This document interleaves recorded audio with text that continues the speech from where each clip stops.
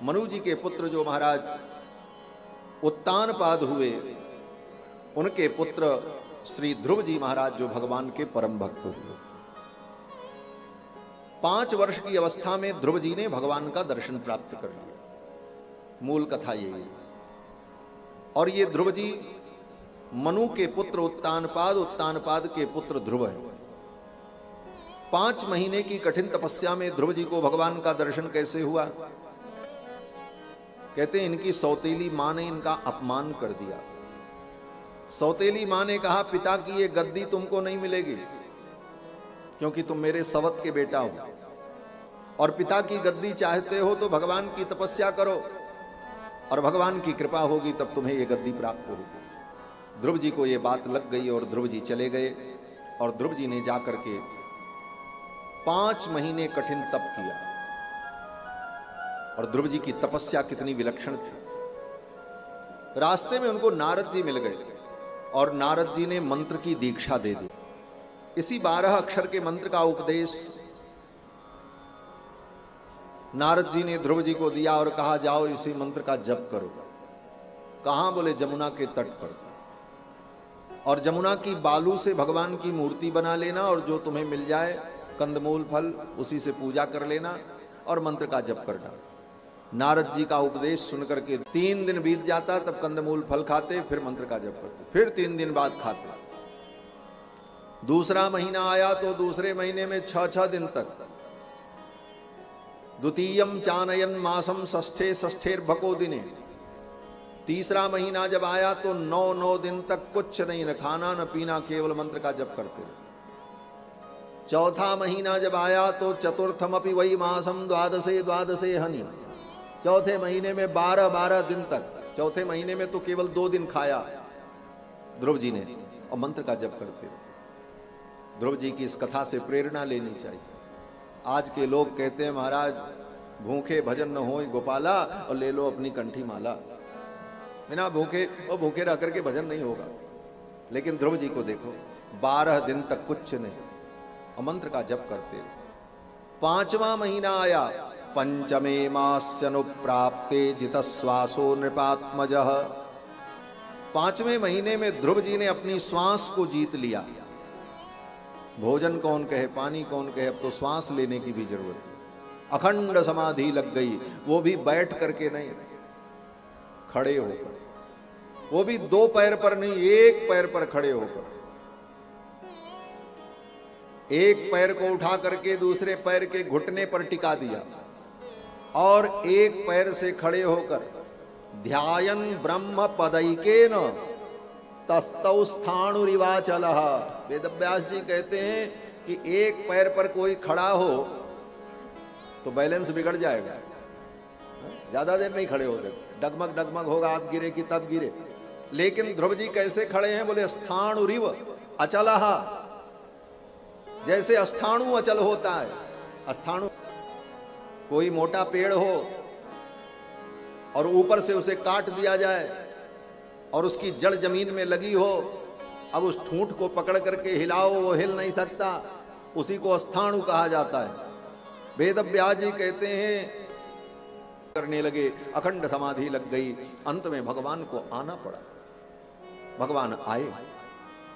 भाव बड़ा सुंदर है महाराज। क्यों आए भगवान?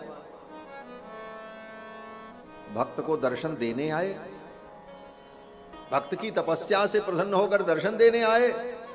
वेदव्यास जी कहते नहीं, बोले तब, बोले ऐसे भक्त का भगवान दर्शन करने के लिए आए, दर्शन देने नहीं आए, दर्शन करने आए। वेदव्यास जी की शब्दावली कितनी सुंदर है। व्यास जी कहते हैं कि सहस्र शीर्षापि ततो गरुत्मता मधोर वनम भृत्य दिदृक्षयागत। सहस्र शीर्षापि ततो गरुत्मता, जिसको वेदों ने सहस्र शीर्षा पुरुष सहस्राक्ष सहस्रपाद कहा, वो भगवान गरुत्मता अपने गरुड़ पर बैठ करके आ रहे हैं। और क्यों आए? बोले मधोर वनम भृत्य दिदृक्षयागत, अपने भक्त को देखने के लिए, अपने भक्त का दर्शन करने। अब भगवान आ गए और ध्रुव जी खड़े हैं, ध्यान लगाए हुए, ध्रुव जी की आंखें बंद हैं और सामने भगवान खड़े हैं। अब आप विचार करो कौन दर्शन कर रहा है, ध्रुव कर रहे हैं, भगवान कर रहे हैं। ध्रुव जी तो आंखें बंद किए हुए, दर्शन तो भगवान कर रहे हैं ध्रुव का। अब भगवान ने सोचा इसकी समाधि कैसे पूरी हो। बोले इसके हृदय में जो मेरा रूप है वो रूप अंतर्हित हो जाए तो इसकी समाधि पूरी हो जाए। और भगवान ने क्या किया, बोले अपने संकल्प से ध्रुव के हृदय में जो भगवान का रूप भासित हो रहा था, प्रकाशित हो रहा था, उस रूप को भगवान ने तिरोहित कर दिया। ज्यों ही वो रूप तिरोहित हुआ, तिरोहितम सहसैवोपलक्ष्य, जैसे ही वो रूप तिरोहित हुआ ध्रुव जी व्याकुल हो गए, ये मेरा ध्यान क्यों टूट गया। तिरोहितम सहसैवोपलक्ष्य,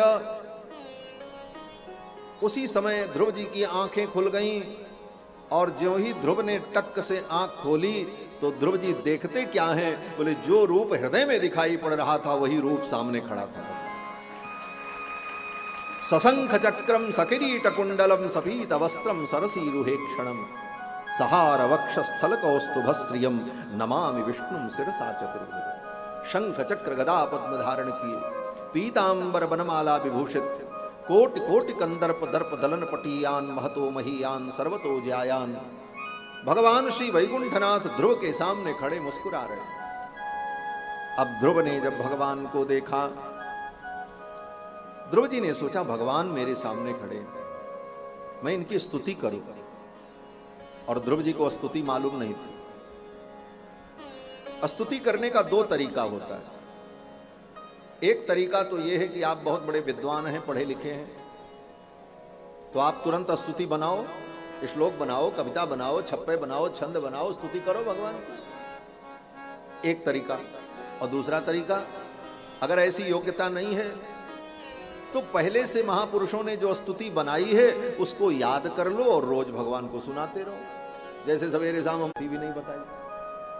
अब ध्रुव जी क्या करें, सोचने लगे मैं भगवान की स्तुति कैसे करूं। भगवान ध्रुव के मनोभाव को जान गए और भगवान के हृदय में इतना वात्सल्य प्रकट हुआ। जब पिता के मन में अपने पुत्र के प्रति वात्सल्य प्रकट होता है तो उस वात्सल्य को व्यक्त करने के लिए पिता क्या करता है, क्या करता है, बड़े बेटे को पकड़ करके उसके गाल को चूम लेता है, दुलार करता है, यही तो करता है। अब भगवान भी सोचने लगे ध्रुव के कपोल को मैं चूम लूं, इतना सुंदर बालक, इसने मेरी इतनी आराधना की। लेकिन फिर भगवान ने सोचा यहां तो भक्त और भगवान की मर्यादा भी है। आकाश में देवता देख रहे हैं इस लीला को। भगवान ने कहा मर्यादा भी बची रहे और मेरे हृदय का भाव भी पूर्ण हो। और इसलिए भगवान ने क्या किया, बोले भगवान का जो ज्ञानमय शंख, जिस शंख को भगवान अपने मुख पर रखकर शंख ध्वनि करते हैं, यस्य ध्वनिर्दानव दर्पहंता तम पांचजन्यम सचकोटि शुभ्रम, करोड़ों करोड़ों चंद्रमा के समान जिसमें ज्योत्सना है, ऐसा भगवान का दिव्य ज्ञानमय शंख जिसको भगवान अपने मुख में लगाते हैं, उसी शंख को उठा करके ध्रुव के गाल में टच कर दिया, सटा दिया।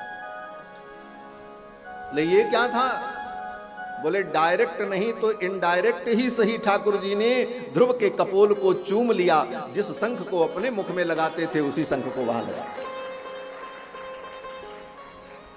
आजकल एक नया कल्चर आया है। क्या कल्चर, बोले फ्लाइंग किस। ये सब ठाकुर जी की हमारे लीला है। ठाकुर जी ने भी ऐसे ही किया, महाराज ऐसे शंख उठाया और टक्कर से लगा दिया। और ज्यों ही भगवान ने अपने ज्ञानमय शंख को ध्रुव के कपोल पर लगाया, परिणाम क्या हुआ, सवई तदैव प्रतिपादितां गिरम दैवीं परिज्ञात परात्म निर्णयः। उसी समय चारों वेद, 6 शास्त्र, समस्त विद्याएं ध्रुव के अंदर प्रकट हो गई। पढ़ना नहीं पढ़ना, पढ़ना नहीं पढ़ना। पोथी पढ़ी पढ़ी जग मुआ पंडित भयान कोय, ढाई आखर प्रेम का पढ़े सुपंडित हो। इस दोहे की यही व्याख्या है। ये ध्रुव का चरित्र। ध्रुव जी को सारा ज्ञान प्राप्त हो गया, कुछ पढ़ना लिखना नहीं पड़ा। और फिर ध्रुव जी ने जो स्तुति की भगवान की, बड़े बड़े विद्वान आज उसमें अपनी बुद्धि को खपा करके थक जाते हैं। जो ज्ञान विज्ञान का भंडार है वो ध्रुव की स्तुति। योन्त प्रविश्य मम वाच मिमाम प्रसुप्ताम संजीवयत अखिल शक्तिधर स्वधाम्ना अन्यास्त हस्त चरण श्रवण त्वगादीन प्राणान नमो भगवते पुरुषाय।